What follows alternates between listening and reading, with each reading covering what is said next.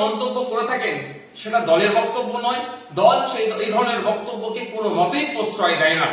কারণ দল মনে করে না নাবালিকা বা সাবালিকা যেই হোক না কেন, পুরুষ মহিলা নির্বিশেষে, সে বিরোধী দল হোক শাসক দল হোক যে হোক না কেন, কাউকে কোনো ধরনের অবাঞ্ছিত মন্তব্যকে দল প্রশ্রয় দেয় না। কারণ দল সবসময় এই মনোভাব নিয়ে চলে শূন্য সহনশীলতা বা জিরো টলারেন্স, যেটা পার্টির প্রত্যেকটা স্তরে নেতৃত্বের জন্য প্রযোজ্য।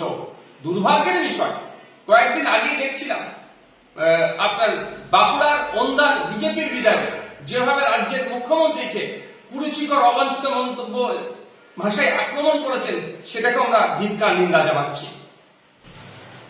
আইএসএফ পশ্চিমবঙ্গ রাজ্য কমিটির পক্ষ থেকে সমস্ত সদস্য কর্মী ও দরদীদের কাছে আমার আর্জি থাকলো কোন রকম অশালীন